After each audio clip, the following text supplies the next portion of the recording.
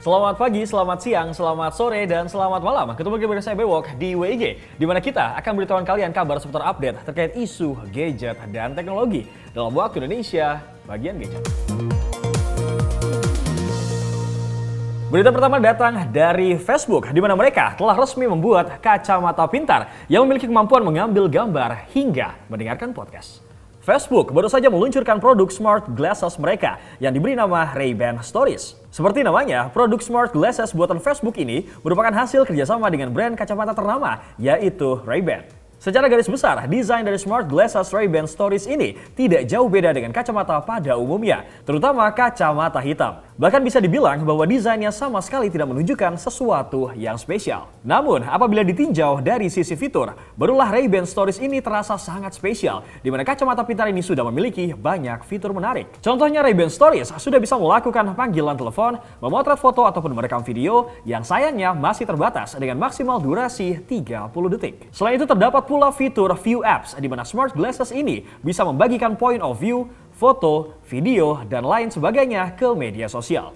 Tidak ketinggalan, Facebook juga menyematkan teknologi speaker bertipe open ear yang memungkinkan pengguna untuk mendengarkan musik hingga podcast selama 6 jam nonstop. Terkait harganya, Facebook Smart Glasses Ray-Ban Stories ini dibanderol dengan harga $299 atau berkisar 4,2 juta rupiah dan akan mulai dijual di toko retail Amerika Serikat, Australia, Kanada, Irlandia, Italia, dan juga Inggris.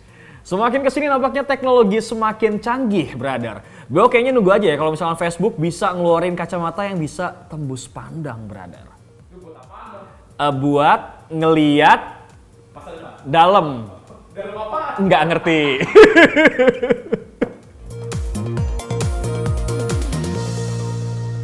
Setelah banyak rumor terkait HP ini, akhirnya Realme 8i dan juga 8S 5G resmi diperkenalkan. Realme 8i dan 8S 5G memiliki banyak kesamaan, salah satunya dari segi kapasitas baterai, di mana kedua HP ini sama-sama sudah ditopang dengan kapasitas baterai 5000 mAh. Baik Realme 8i maupun 8S 5G juga sama-sama sudah mendukung fitur Dynamic RAM Expansion, di mana pengguna dapat memperluas RAM dengan cara mengonversi sebagian memori internal menjadi RAM virtual. Namun, perlu diketahui bahwa Realme 8S 5G baru akan dipasarkan mulai 13 September 2021, sedangkan Realme 8i pada tanggal 14 September 2021 di pasar India. Untuk harganya, Realme 8i dibanderol dengan harga Rp13.999 atau berkisar Rp2,7 juta untuk varian 4/64GB dan Rp15.999 atau berkisar Rp3 juta untuk varian 6/128GB. Sementara untuk Realme 8S 5G, harganya dipatok Rp17.999 atau berkisar Rp3,4 juta untuk varian 6/128GB dan Rp19.999 atau berkisar Rp3,8 juta untuk model 8/128GB. Ayolah Om Pal Sony, bisa kali kedua produk itu masuk Indonesia? Barangkali ntar bisa mepet ngegeser si Oren, bro. Canda ku Alpin, masih nomor 1 ku Alpin nggak apa-apa. Vivo resmi mengumumkan 3 ponsel flagship terbarunya di China yang masuk dalam lini X70 series 5G, yaitu Vivo X70, Vivo X70 Pro, dan Vivo X70 Pro Plus. 3 ponsel tersebut merupakan suksesor dari lini Vivo X60 series yang sudah diperkenalkan sejak bulan Desember 2020 yang lalu. Vivo X70 series kali ini masih mengunggulkan fitur kamera, di mana ketiga ponsel terbaru Vivo ini masih dibekali dengan kamera hasil kolaborasi Vivo dengan pabrikan lensa asal Jerman, yaitu Zeiss. Dari segi tampilan, desain Vivo X70 series ini juga masih terbilang mirip seperti pendahulunya. Kali ini Vivo X70 series hadir dengan modul kamera belakang yang lebih besar, serta dimensi yang lebih tebal jika dibandingkan dengan Vivo X60 series.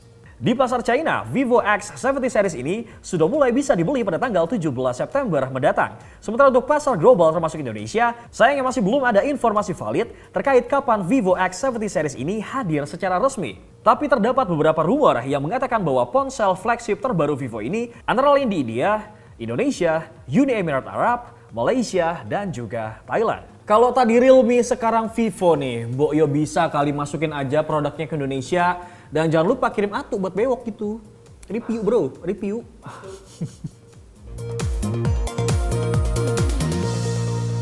Meskipun Apple baru akan meluncurkan produk terbarunya iPhone 13 series pada tanggal 14 hari ini, namun bocoran terkait iPhone 14 series sudah merebak di dunia internet. Hal tersebut diungkapkan oleh leaker populer bernama Jon Prosser. Dalam video yang diupload di channel YouTube Frontpage Tech, Prosser menyebutkan bahwa ini adalah render 3D dari iPhone 14 Pro Max. Seperti yang sempat diinformasikan oleh pihak XDA Developers, perubahan paling signifikan akan terlihat dari desain kameranya. Dan Prosser mengklaim bahwa iPhone 14 akan rilis tanpa modul kamera yang menonjol. Selain modul kameranya, perbedaan lain adalah dari sisi kamera depannya, di mana Apple akan meninggalkan desain poni dan beralih menggunakan desain punch hole alias tompel untuk mengakomodir kamera selfie-nya. Selanjutnya untuk tombol volume di bagian sisi iPhone 14 akan berubah kembali dengan bentuk membulat, mirip seperti desain tombol volume di perangkat iPhone 4. Namun di akhir video, Jon Prosser sama sekali tidak menampilkan bahwa kemungkinan besar desain tersebut bisa saja dirombak secara besar-besaran oleh Apple yang akan merilis iPhone 14 tersebut pada bulan September 2022 tahun depan. Ya Allah, iPhone baru aja 13 bakal rilis hari ini, bocoran 14 udah muncul. Jangan ampe buat ngejar iPhone nih kita ngajuin KTA nih ke bank, amit-amit ya kan, buat ngebeli iPhone bro. Jangan sampai boncos ntar lah. Apple memperingatkan kepada seluruh pengguna iPhone bahwa getaran dari sepeda motor bertenaga tinggi dapat merusak kamera iPhone. Hal tersebut disebutkan oleh Apple di laman support web resmi mereka yang menjelaskan bahwa mesin sepeda motor berdaya tinggi menghasilkan getaran amplitudo tinggi yang intens yang ditransmisikan melalui sasis dan setang. Apple sangat tidak menyarankan untuk memasang iPhone ke sepeda motor bertenaga tinggi karena sebuah survei mengatakan bahwa banyak dari pengguna iPhone di dunia sering meletakkan iPhone mereka di bagian setang sepeda motor dengan tujuan agar dapat menunjukkan arah melalui aplikasi Maps. Apple juga menyebutkan bahwa getaran yang dihasilkan sepeda motor bertenaga besar dapat merusak komponen kamera iPhone, khususnya di bagian Optical Image Stabilization atau OIS dan teknologi Closed Loop Autofocus. Apple memaparkan bahwa paparan secara langsung dan jangka panjang dapat menurunkan kinerja sistem kamera tersebut dan menyebabkan penurunan kualitas gambar untuk foto dan juga video. Lebih lanjut, Apple juga mengklarifikasi terkait motor bertenaga rendah seperti skuter tidak akan mengalami hal serupa. Nampaknya ini himbauan buat abang-abang ojol yang sering naruh di stang motor, brother. Yuk bang, jangan naruh di stang lagi, bahaya kalau punya iPhone 12 disayang-sayang bang. Lu jangan ngeremehin abang ojol. Ada bro, abang ojol yang pakai iPhone.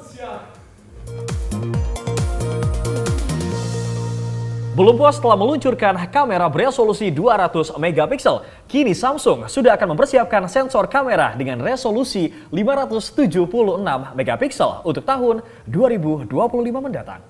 Piksel yang besar dan juga banyak memang cukup terbukti dalam menangkap lebih banyak cahaya, terutama warna. Beberapa orang memang akan berpikir bahwa semakin besar dan banyak piksel akan semakin bagus pula gambar yang dihasilkan. Tapi sayangnya ada faktor lain yang perlu dipertimbangkan dalam menghasilkan gambar digital, yaitu jenis lensa, akurasi warna, exposure, white balance, dan masih banyak lagi. Semakin banyak jumlah piksel dalam sensor yang sama, maka akan semakin sulit pula untuk menjaga piksel tersebut tetap terisolasi dengan baik. Namun tentu saja tantangan tersebut tidak akan menghentikan Samsung untuk terus berinovasi. Head of Automotive Sensor Samsung, Haechan Lee mengatakan bahwa mereka membayangkan sensor gambar 576 megapiksel untuk tahun 2025, di mana sensor tersebut akan menggunakan teknologi pixel binning chameleon cell yang baru diumumkan yang dapat diterjemahkan menjadi gambar 36 megapiksel dalam kondisi settingan tertentu. Waduh, ini mah ibarat caleg kalau foto pakai tuh handphone bro, auto komedo kelihatan 576 megapiksel bro, kan main. Nyetak spanduknya bisa berapa panjang tuh?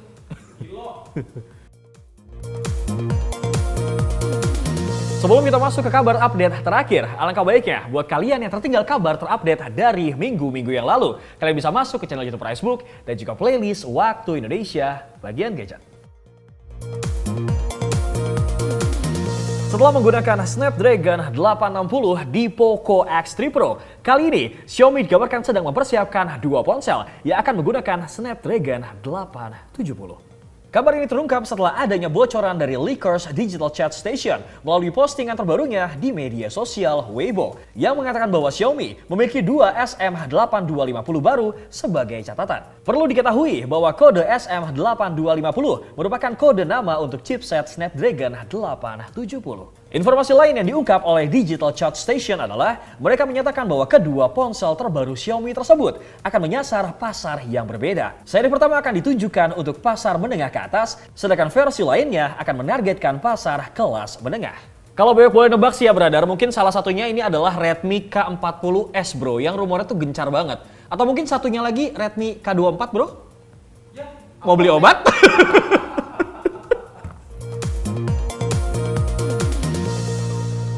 Sekian dulu kabar terupdate dalam satu pekan belakangan ini dalam waktu Indonesia bagian gadget. Bewok dan segenap kru yang bertugas pamit. Assalamualaikum. Salam.